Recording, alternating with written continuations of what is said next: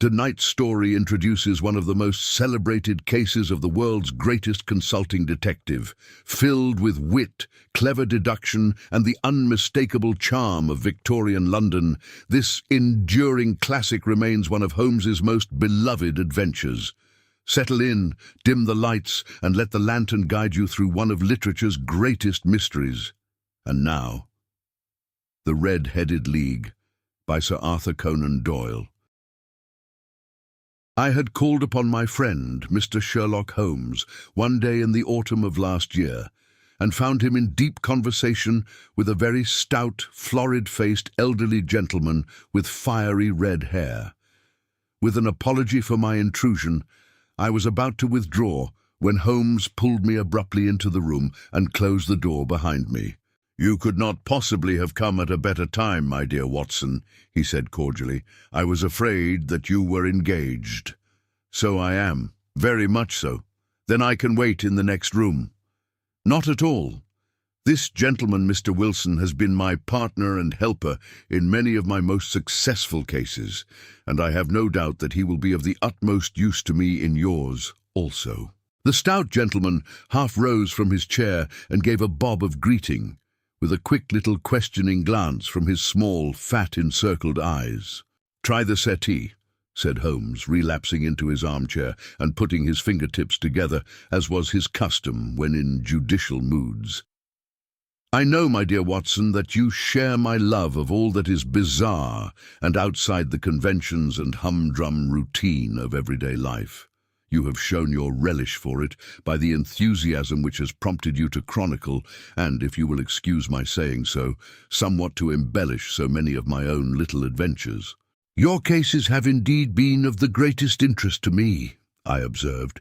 "You will remember that I remarked the other day, just before we went into the very simple problem presented by Miss Mary Sutherland, that for strange effects and extraordinary combinations we must go to life itself, which is always far more daring than any effort of the imagination." A proposition which I took the liberty of doubting. "You did, Doctor.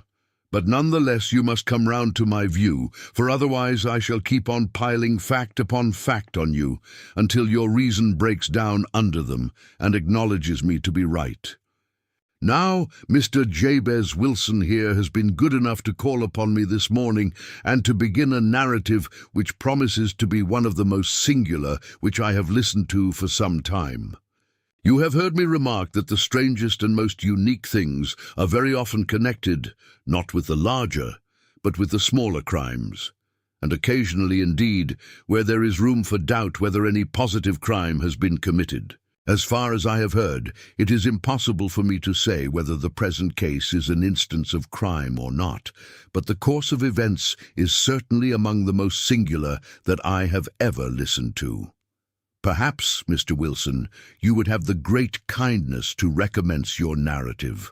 I ask you not merely because my friend Dr. Watson has not heard the opening part, but also because the peculiar nature of the story makes me anxious to have every possible detail from your lips. As a rule, when I have heard some slight indication of the course of events, I am able to guide myself by the thousands of other similar cases which occur to my memory. In the present instance, I am forced to admit that the facts are, to the best of my belief, unique." The portly client puffed out his chest with an appearance of some little pride and pulled a dirty and wrinkled newspaper from the inside pocket of his greatcoat. As he glanced down the advertisement column, with his head thrust forward and the paper flattened out upon his knee, I took a good look at the man and endeavoured, after the fashion of my companion, to read the indications which might be presented by his dress or appearance. I did not gain very much, however, by my inspection. Our visitor bore every mark of being an average commonplace British tradesman, obese, pompous and slow. He wore rather baggy grey shepherd's check trousers, a not over-clean black frock coat, unbuttoned in the front, and a drab waistcoat with a heavy, brassy Albert chain, and a square pierced bit of metal dangling down as an ornament. A frayed top hat and a faded brown overcoat with a wrinkled velvet collar lay upon a chair beside him. Altogether, look as I would, there was nothing remarkable about the man save his blazing red head and the expression of extreme chagrin and discontent upon his features. Sherlock Holmes's quick eye took in my occupation, and he shook his head with a smile as he noticed my questioning glances. Beyond the obvious facts that he has at some time done manual labor, that he takes snuff, that he is a Freemason, that he has been in China, and that he has done a considerable amount of writing lately, I can deduce nothing else. Mr. Jabez Wilson started up in his chair, with his forefinger upon the paper, but his eyes upon my companion. "How, in the name of good fortune, did you know all that, Mr. Holmes?" he asked. "How did you know, for example, that I did manual labor?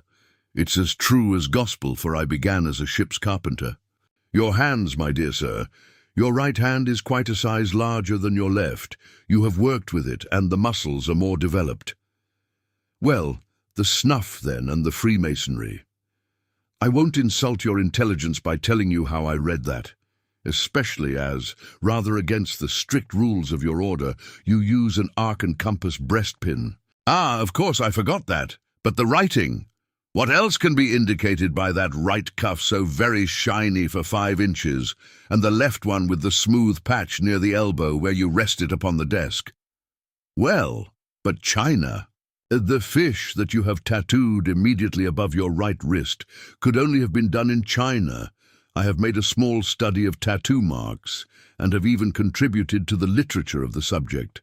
That trick of staining the fish's scales of a delicate pink is quite peculiar to China. When, in addition, I see a Chinese coin hanging from your watch chain, the matter becomes even more simple." Mr. Jabez Wilson laughed heavily.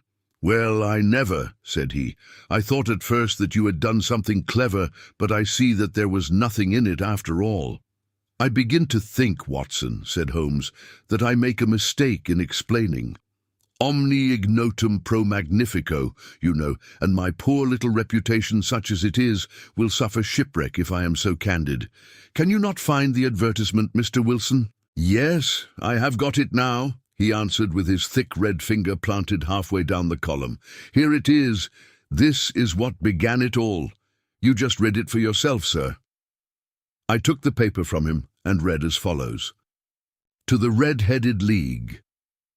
On account of the bequest of the late Ezekiah Hopkins of Lebanon, Pennsylvania, USA, there is now another vacancy open, which entitles a member of the League to a salary of $4 a week for purely nominal services.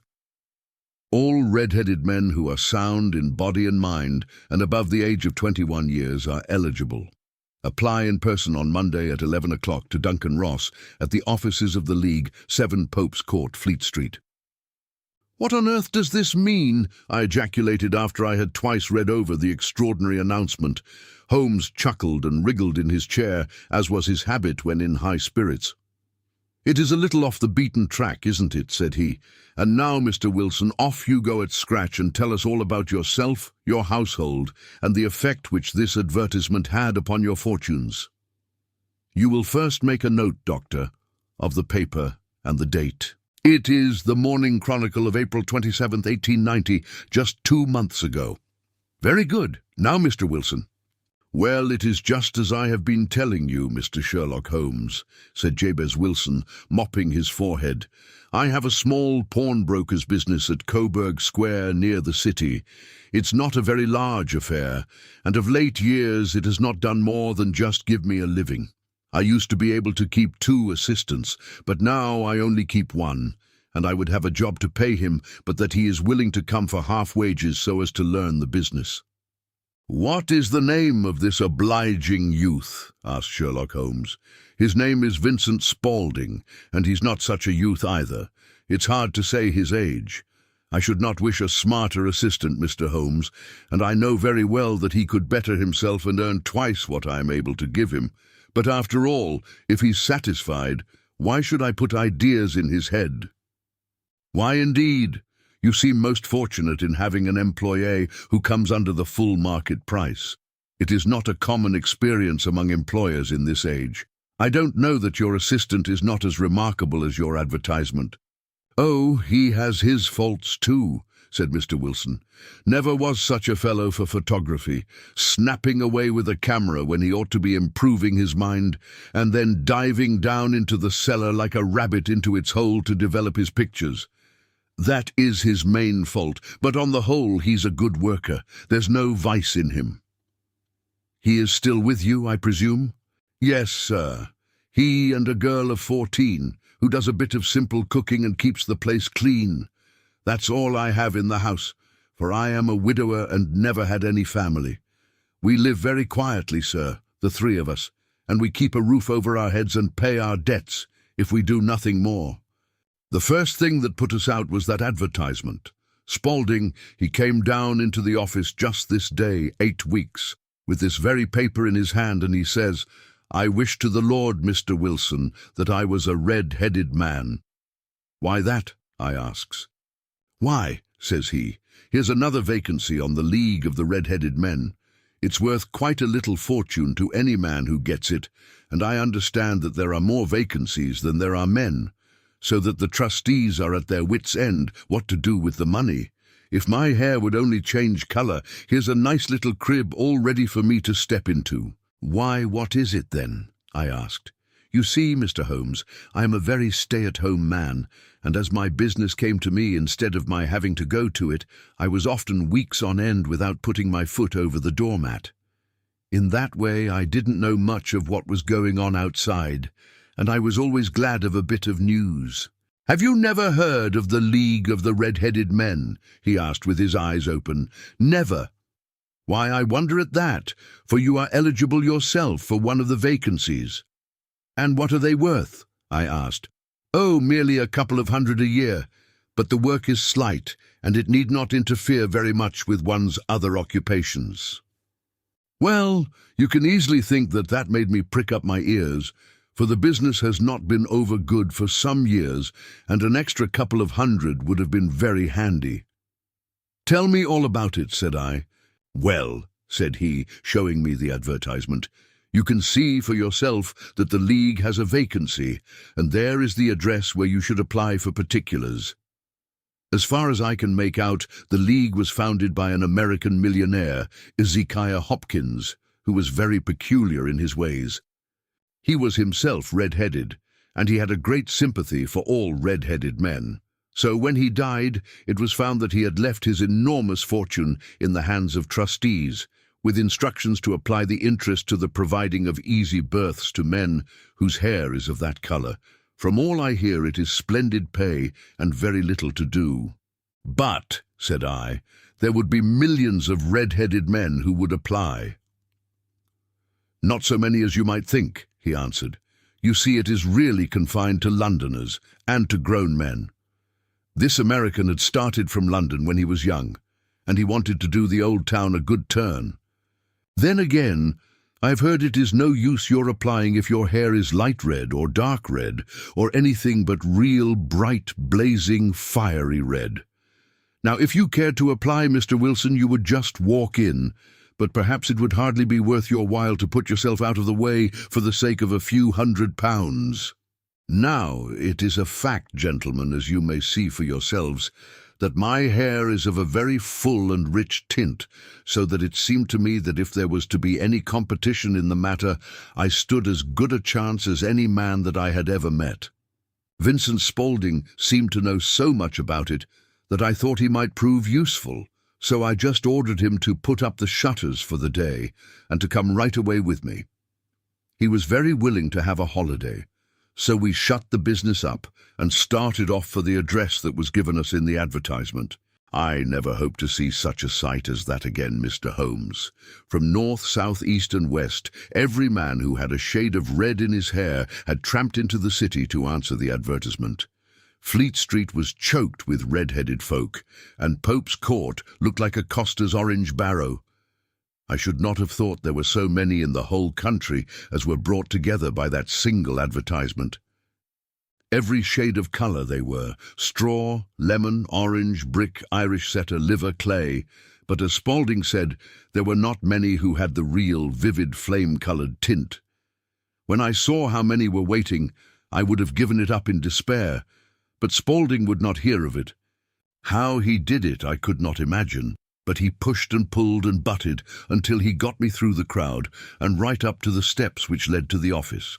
There was a double stream upon the stair, some going up in hope and some coming back dejected. But we wedged in as well as we could and soon found ourselves in the office. "Your experience has been a most entertaining one," remarked Holmes, as his client paused and refreshed his memory with a huge pinch of snuff. "Pray continue your very interesting statement."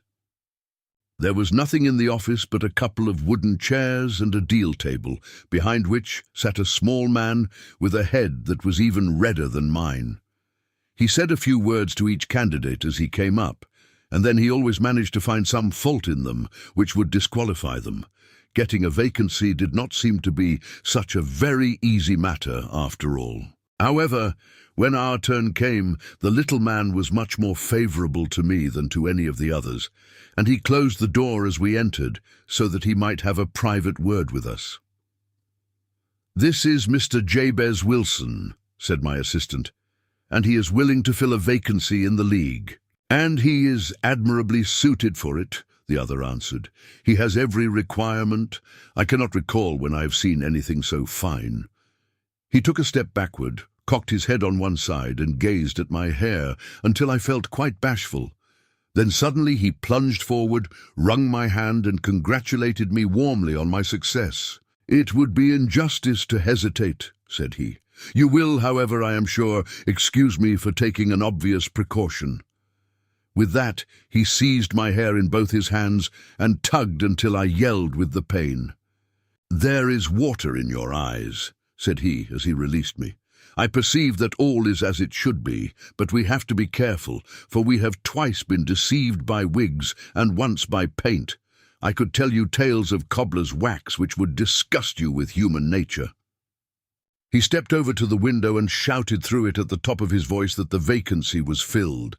A groan of disappointment came up from below, and the folk all trooped away in different directions until there was not a redhead to be seen, except my own and that of the manager. "My name," said he, "is Mr. Duncan Ross, and I am myself one of the pensioners upon the fund left by our noble benefactor. Are you a married man, Mr. Wilson? Have you a family?" I answered that I had not. His face fell immediately. "Dear me," he said gravely, "that is very serious indeed. I'm sorry to hear you say that. The fund was, of course, for the propagation and spread of the redheads, as well as for their maintenance. It is exceedingly unfortunate that you should be a bachelor." My face lengthened at this, Mr. Holmes, for I thought that I was not to have the vacancy after all. But after thinking it over for a few minutes, he said that it would be all right. "In the case of another," said he, "the objection might be fatal, but we must stretch a point in favour of a man with such a head of hair as yours. When shall you be able to enter upon your new duties?" "Well, it is a little awkward, for I have a business already," said I. "Oh, never mind about that, Mr. Wilson," said Vincent Spaulding. "I should be able to look after that for you." "What would be the hours?" I asked. 10 to 2. "Now, a pawnbroker's business is mostly done of an evening, Mr. Holmes, especially Thursday and Friday evening, which is just before payday, so it would suit me very well to earn a little in the mornings. Besides, I knew that my assistant was a good man, and that he would see to anything that turned up." "That would suit me very well," said I. "And the pay?" "Is 4 a week." "And the work?" "Is purely nominal." "What do you call purely nominal?" "Well, you have to be in the office, or at least in the building, the whole time. If you leave, you forfeit your whole position forever. The will is very clear upon that point. You don't comply with the conditions if you budge from the office during that time." "It's only 4 hours a day, and I should not think of leaving," said I. "No excuse will avail," said Mr. Duncan Ross. "Neither sickness nor business nor anything else. There you must stay, or you lose your billet." "And the work?" "Is to copy out the Encyclopaedia Britannica. There is the first volume of it in that press. You must find your own ink, pens, and blotting paper, but we provide this table and chair. Will you be ready tomorrow?" "Certainly," I answered. Then goodbye, Mr. Jabez Wilson, and let me congratulate you once more on the important position which you have been fortunate enough to gain." He bowed me out of the room, and I went home with my assistant, hardly knowing what to say or do. I was so pleased at my own good fortune. Well, I thought over the matter all day, and by evening I was in low spirits again, for I had quite persuaded myself that the whole affair must be some great hoax or fraud, though what its object might be I could not imagine. It seemed altogether past belief that anyone could make such a will, or that they would pay such a sum for doing anything so simple as copying out the Encyclopaedia Britannica. Vincent Spaulding did what he could to cheer me up, but by bedtime I had reasoned myself out of the whole thing. However, in the morning I determined to have a look at it anyhow, so I bought a penny bottle of ink, and with a quill pen and 7 sheets of foolscap paper, I started off for Pope's Court. Well, to my surprise and delight, everything was as right as possible. The table was set out ready for me, and Mr. Duncan Ross was there to see that I got fairly to work. He started me off upon the letter A, and then he left me. But he would drop in from time to see that all was right with me. At 2 o'clock he bade me good day, complimented me upon the amount that I had written, and locked the door of the office after me. This went on day after day, Mr. Holmes, and on Saturday the manager came in and planked down 4 golden sovereigns for my week's work. It was the same next week, and the same the week after. Every morning I was there at 10, and every afternoon I left at 2. By degrees, Mr. Duncan Ross took to coming in only once of a morning, and then, after a time, he did not come in at all. Still, of course, I never dared to leave the room for an instant, for I was not sure when he might come, and the billet was such a good one, and suited me so well, that I would not risk the loss of it. 8 weeks passed away like this, and I'd written about abbots and archery and armour and architecture and Attica, and hoped with diligence that I might get on to the B's before very long. It cost me something in foolscap, and I'd pretty nearly filled a shelf with my writings, and then suddenly the whole business came to an end. To an end? Yes, sir, and no later than this morning. I went to my work as usual at 10 o'clock, but the door was shut and locked, with a little square of cardboard hammered onto the middle of the panel with a tack. Here it is, and you can read for yourself. He held up a piece of white cardboard about the size of a sheet of notepaper. It read in this fashion: "The Red-Headed League is dissolved, October 9th, 1890. Sherlock Holmes and I surveyed this curt announcement and the rueful face behind it, until the comical side of the affair so completely overtopped every other consideration that we both burst out into a roar of laughter. "I cannot see that there is anything very funny," cried our client, flushing up to the roots of his flaming head. "If you can do nothing better than laugh at me, I can go elsewhere." "No, no," cried Holmes, shoving him back into the chair from which he had half risen. "I really wouldn't miss your case for the world. It is most refreshingly unusual. But there is, if you will excuse my saying so, something just a little funny about it.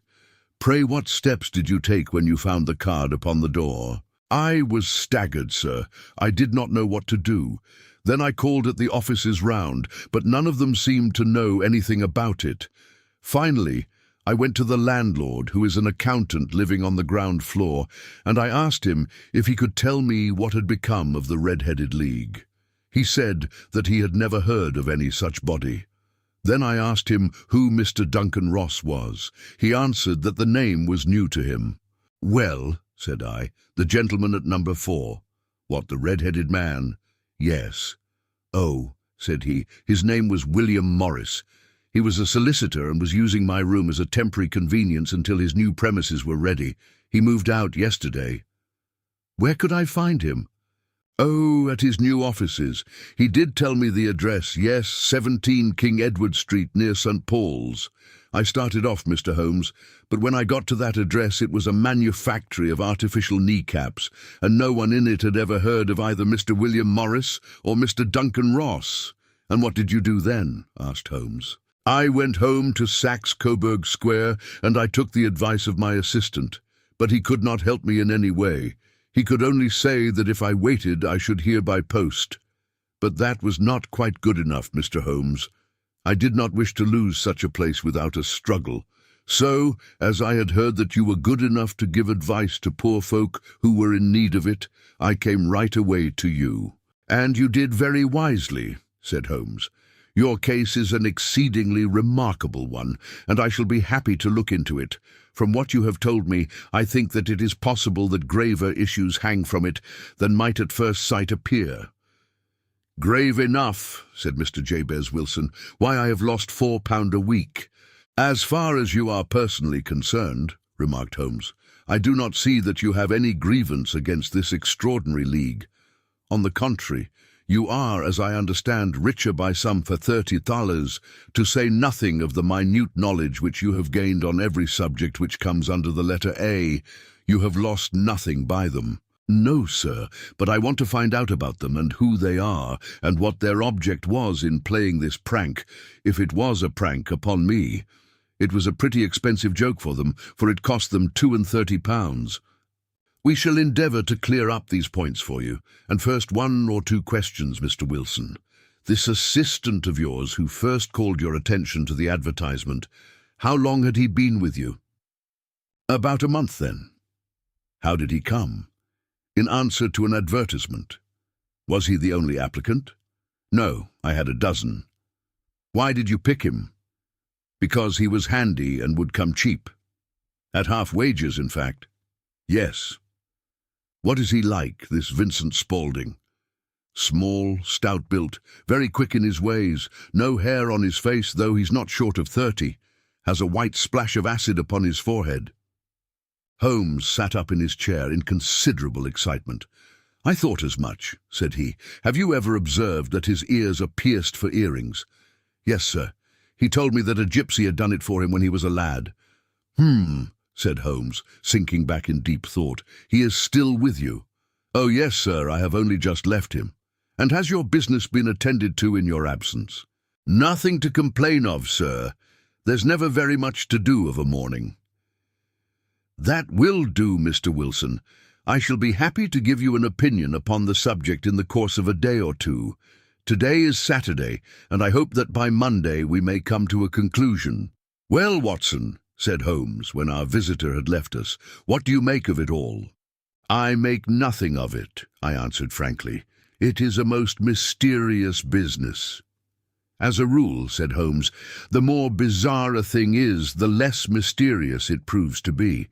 It is your commonplace, featureless crimes which are really puzzling, just as a commonplace face is the most difficult to identify, but I must be prompt over this matter. What are you going to do, then? I asked. To smoke, he answered. It is quite a 3-pipe problem, and I beg that you won't speak to me for 50 minutes. He curled himself up in his chair, with his thin knees drawn up to his hawk-like nose, and there he sat with his eyes closed and his black clay pipe thrusting out like the bill of some strange bird. I had come to the conclusion that he had dropped asleep, and indeed was nodding myself, when he suddenly sprang out of his chair with the gesture of a man who has made up his mind and put his pipe down upon the mantelpiece. Sarah Sate plays at the St. James's Hall this afternoon, he remarked. What do you think, Watson? Could your patient spare you for a few hours? I have nothing to do today. My practice is never very absorbing. Then put on your hat and come. I am going through the city first, and we can have some lunch on the way. I observe that there is a good deal of German music on the program, which is rather more to my taste than Italian or French. It is introspective, and I want to introspect. Come along. We travelled by the underground as far as Aldersgate, and a short walk took us to Saxe-Coburg Square, the scene of the singular story which we had listened to in the morning. It was a poky, little, shabby, genteel place, where 4 lines of dingy 2-storied brick houses looked out into a small railed-in enclosure, where a lawn of weedy grass and a few clumps of faded laurel bushes made a hard fight against a smoke-laden and uncongenial atmosphere. 3 gilt balls and a brown board with Jabez Wilson in white letters upon a corner house announced the place where our red-headed client carried on his business. Sherlock Holmes stopped in front of it with his head on one side and looked it all over, with his eyes shining brightly between puckered lids. Then he walked slowly up the street, and then down again to the corner, still looking keenly at the houses. Finally he returned to the pawnbroker's, and having thumped vigorously upon the pavement with his stick 2 or 3 times, he went up to the door and knocked. It was instantly opened by a bright-looking, clean-shaven young fellow who asked him to step in. "Thank you," said Holmes. "I only wish to ask you how you would go from here to the Strand." "3rd right, 4th left," answered the assistant promptly, closing the door. "Smart fellow that," observed Holmes as we walked away. "He is, in my judgment, the 4th smartest man in London, and for daring I am not sure that he has not a claim to be 3rd. I have known something of him before." "Evidently," said I, "Mr. Wilson's assistant counts for a good deal in this mystery of the Red-Headed League. I am sure that you inquired your way merely in order that you might see him." "Not him." "What then?" "The knees of his trousers." "And what did you see?" "What I expected to see." "Why did you beat the pavement?" "My dear doctor, this is a time for observation, not for talk. We are spies in an enemy's country. We know something of Saxe-Coburg Square. Let us now explore the parts which lie behind it." The road in which we found ourselves as we turned round the corner from the retired Saxe-Coburg Square presented as great a contrast to it as the front of a picture does to the back. It was one of the main arteries which conveyed the traffic of the city to the north and west. The roadway was blocked with the immense stream of commerce flowing in a double tide inward and outward, while the footpaths were black with the hurrying swarm of pedestrians. It was difficult to realize as we looked at the line of fine shops and stately business premises that they really abutted on the other side upon the faded and stagnant square which we had just quitted. "Let me see," said Holmes, standing at the corner and glancing along the line. "I should like just to remember the order of the houses here. It is a hobby of mine to have an exact knowledge of London. There is Mortimer's, the tobacconist, the little newspaper shop, the Coburg branch of the City and Suburban Bank, the vegetarian restaurant, and McFarlane's carriage-building depot. That carries us right on to the other block. And now, Doctor, we've done our work, so it's time we had some play. A sandwich and a cup of coffee, and then off to Violin Land, where all is sweetness and delicacy and harmony, and there are no red-headed clients to vex us with their conundrums." My friend was an enthusiastic musician, being himself not only a very capable performer, but a composer of no ordinary merit. All the afternoon he sat in the stalls wrapped in the most perfect happiness, gently waving his long, thin fingers in time to the music, while his gently smiling face and his languid, dreamy eyes were as unlike those of Holmes the sleuth-hound, Holmes the relentless, keen-witted, ready-handed criminal agent, as it was possible to conceive. In his singular character, the dual nature alternately asserted itself, and his extreme exactness and astuteness represented, as I have often thought, the reaction against the poetic and contemplative mood which occasionally predominated in him.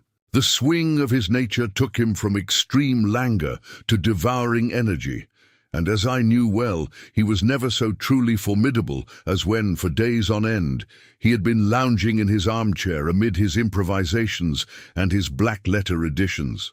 Then it was that the lust of the chase would suddenly come upon him, and that his brilliant reasoning power would rise to the level of intuition, until those who were unacquainted with his methods would look askance at him as on a man whose knowledge was not that of other mortals.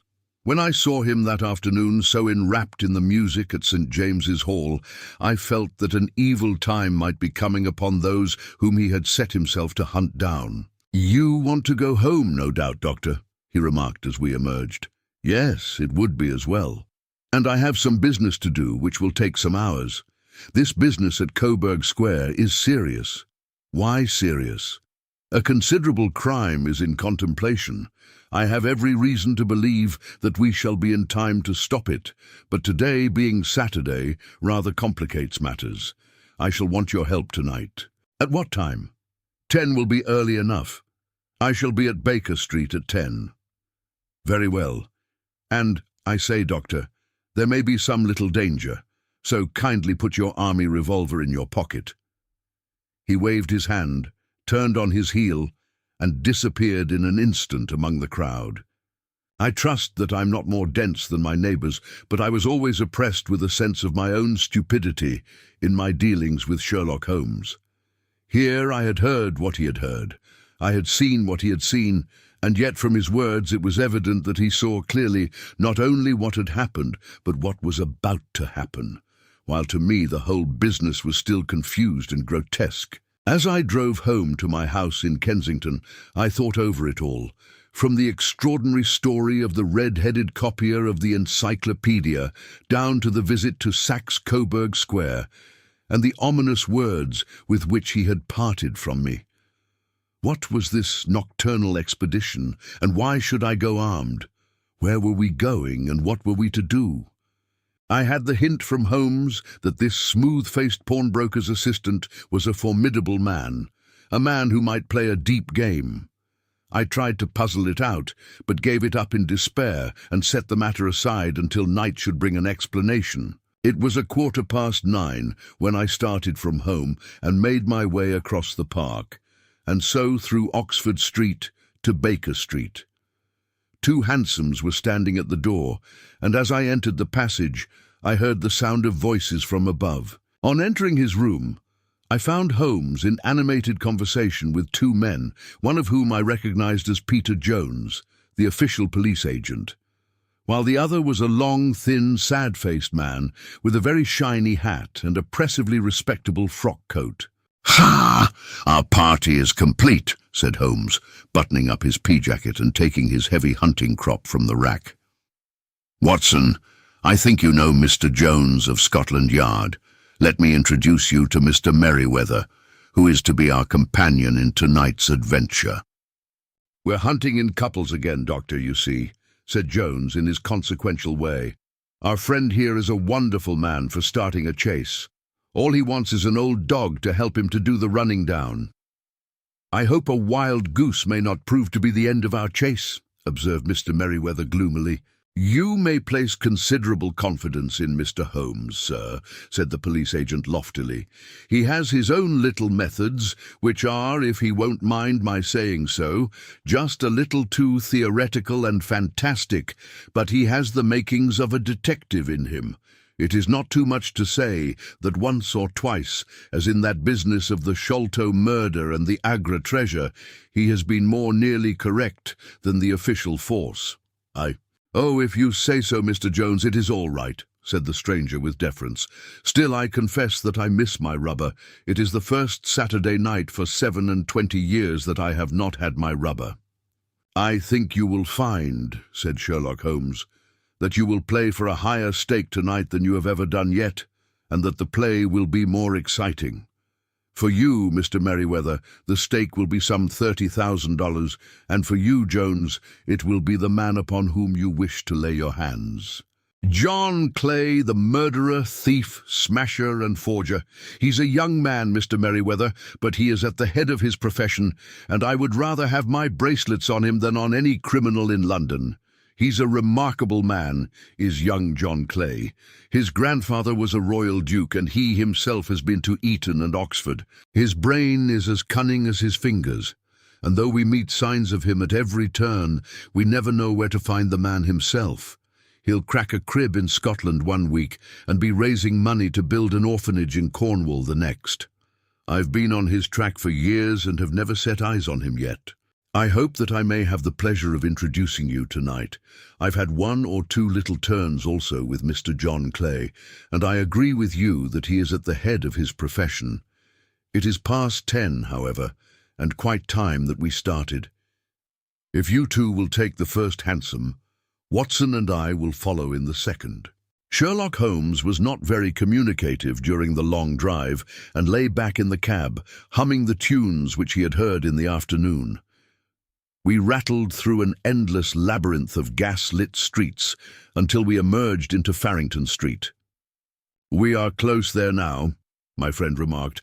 "This fellow Merryweather is a bank director and personally interested in the matter. I thought it as well to have Jones with us also. He is not a bad fellow, though an absolute imbecile in his profession. He has one positive virtue. He is as brave as a bulldog and as tenacious as a lobster if he gets his claws upon anyone. Here we are, and they are waiting for us." We had reached the same crowded thoroughfare in which we had found ourselves in the morning. Our cabs were dismissed, and, following the guidance of Mr. Merryweather, we passed down a narrow passage and through a side door, which he opened for us. Within, there was a small corridor, which ended in a very massive iron gate. This also was opened, and led down a flight of winding stone steps, which terminated at another formidable gate. Mr. Merryweather stopped to light a lantern, and then conducted us down a dark, earth-smelling passage, and so, after opening a third door, into a huge vault or cellar, which was piled all round with crates and massive boxes. "You are not very vulnerable from above," Holmes remarked as he held up the lantern and gazed about him. "Nor from below," said Mr. Merryweather, striking his stick upon the flags which lined the floor. "Why, dear me, it sounds quite hollow," he remarked, looking up in surprise. "I must really ask you to be a little more quiet," said Holmes severely. "You have already imperiled the whole success of our expedition. Might I beg that you would have the goodness to sit down upon one of those boxes and not to interfere?" "I must really ask you to be a little more quiet," said Holmes severely. "You have already imperiled the whole success of our expedition. Might I beg that you would have the goodness to sit down upon one of those boxes and not to interfere?" The solemn Mr. Merryweather perched himself upon a crate with a very injured expression upon his face, while Holmes fell upon his knees upon the floor, and with the lantern and a magnifying lens began to examine minutely the cracks between the stones. A few seconds sufficed to satisfy him, for he sprang to his feet again and put his glass in his pocket. "We have at least an hour before us," he remarked, "for they can hardly take any steps until the good pawnbroker is safely in bed. Then they will not lose a minute, for the sooner they do their work, the longer time they will have for their escape. We are at present, Doctor, as no doubt you have divined, in the cellar of the city branch of one of the principal London banks. Mr. Merryweather is the chairman of directors, and he will explain to you that there are reasons why the more daring criminals of London should take a considerable interest in this cellar at present." "It is our French gold," whispered the director. "We have had several warnings that an attempt might be made upon it."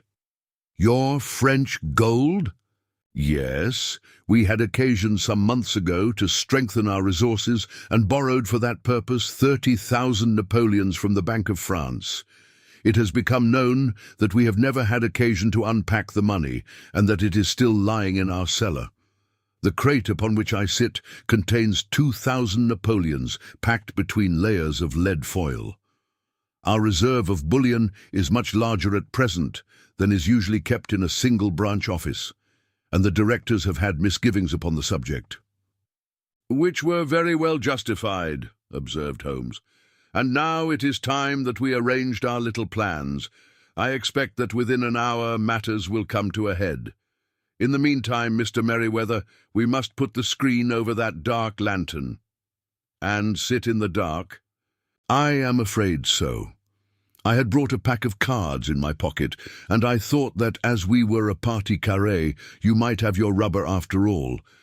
But I see that the enemy's preparations have gone so far that we cannot risk the presence of a light, and first of all we must choose our positions.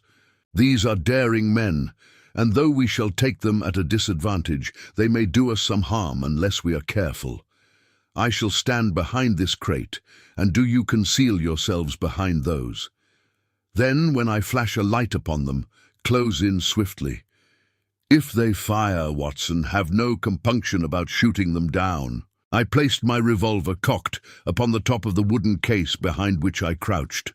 Holmes shot the slide across the front of his lantern and left us in pitch darkness, such an absolute darkness as I have never before experienced.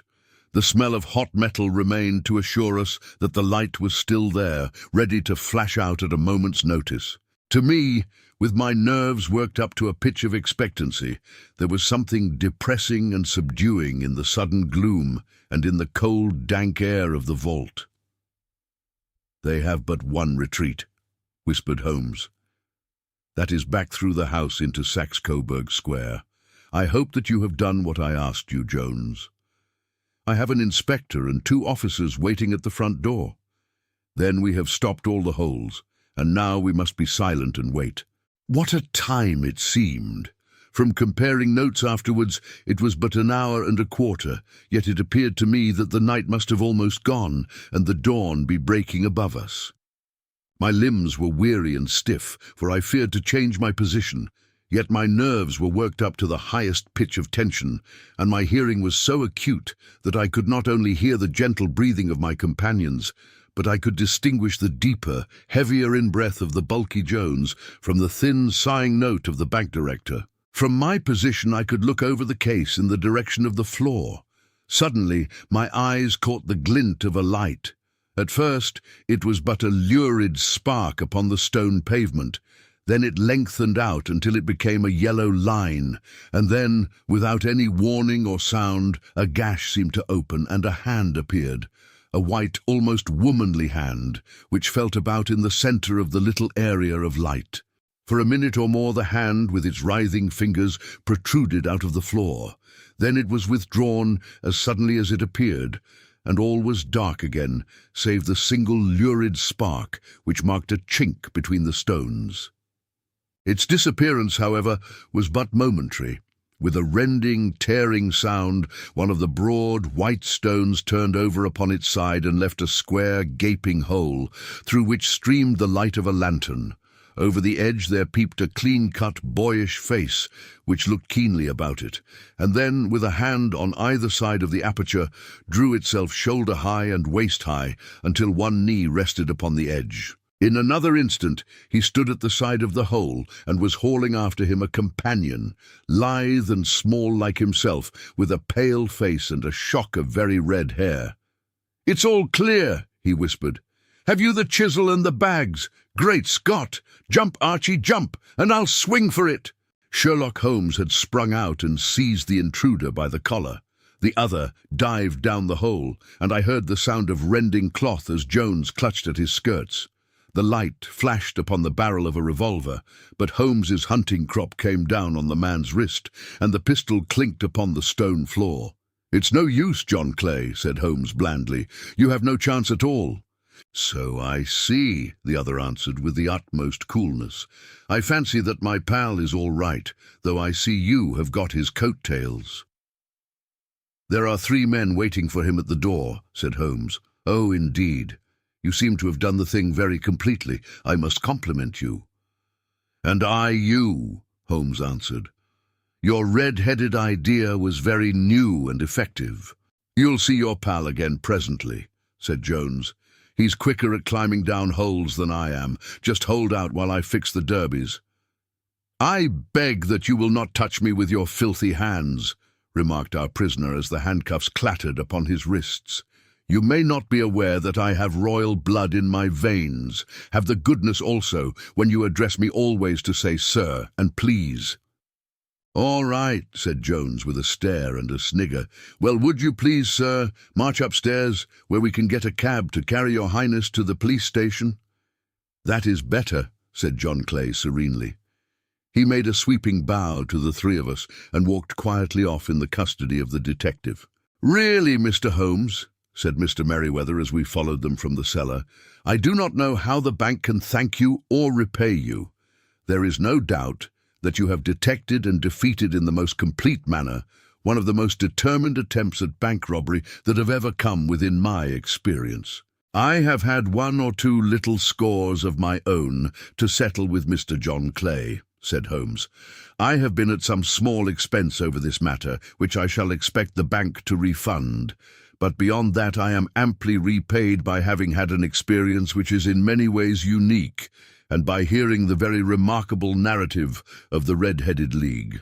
You see, Watson," he explained in the early hours of the morning, as we sat over a glass of whisky and soda in Baker Street, "it was perfectly obvious from the first that the only possible object of this rather fantastic business of the advertisement of the League and the copying of the encyclopedia must be to get this not over-bright pawnbroker out of the way for a number of hours every day. It was a curious way of managing it, but really it would be difficult to suggest a better. The method was no doubt suggested to Clay's ingenious mind by the colour of his accomplice's hair. The 4 a week was a lure which must draw him, and what was it to them who were playing for thousands? They put in the advertisement, one rogue has the temporary office, the other rogue incites the man to apply for it, and together they managed to secure his absence every morning in the week. From the time that I heard of the assistant having come for half wages, it was obvious to me that he had some strong motive for securing the situation. But how could you guess what the motive was? Had there been women in the house, I should have suspected a mere vulgar intrigue. That, however, was out of the question. The man's business was a small one, and there was nothing in his house which could account for such elaborate preparations and such an expenditure as they were at. It must, then, be something out of the house. What could it be? I thought of the assistant's fondness for photography and his trick of vanishing into the cellar. The cellar! There was the end of this tangled clue. Then I made inquiries as to this mysterious assistant and found that I had to deal with one of the coolest and most daring criminals in London. He was doing something in the cellar, something which took many hours a day for months on end. What could it be once more? I could think of nothing save that he was running a tunnel to some other building. So far, I had got when we went to visit the scene of action. I surprised you by beating upon the pavement with my stick. I was ascertaining whether the cellar stretched out in front or behind. It was not in front. Then I rang the bell, and as I hoped, the assistant answered it. We have had some skirmishes, but we had never set eyes upon each other before. I hardly looked at his face. His knees were what I wished to see. You must yourself have remarked how worn, wrinkled, and stained they were. They spoke of those hours of burrowing. The only remaining point was what they were burrowing for.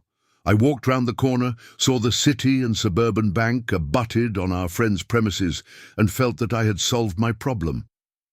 When you drove home after the concert, I called upon Scotland Yard and upon the chairman of the bank directors, with the result that you have seen. And how could you tell that they would make their attempt tonight? I asked. Well, when they closed their League offices, that was a sign that they cared no longer about Mr. Jabez Wilson's presence. In other words, that they had completed their tunnel. But it was essential that they should use it soon, as it might be discovered, or the bullion might be removed. Saturday would suit them better than any other day, as it would give them 2 days for their escape. For all these reasons I expected them to come tonight.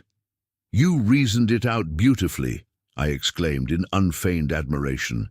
It is so long a chain, and yet every link rings true. It saved me from ennui, he answered, yawning. Alas, I already feel it closing in upon me. My life is spent in one long effort to escape from the commonplaces of existence. These little problems help me to do so. And you are a benefactor of the race, said I. He shrugged his shoulders. Well, perhaps after all, it is of some little use, he remarked. L'homme c'est rien, l'œuvre c'est tout, as Gustave Flaubert wrote to George Sand. And so, another classic returns to the shelf here in the Lantern Library. We hope you've enjoyed this journey through one of literature's timeless treasures, and that its characters and mysteries will stay with you long after the final page has been turned. There are many more forgotten classics waiting to be rediscovered, stories of mystery, adventure, suspense, and imagination that continue to shine across the generations. Until our lantern is lit again, good night.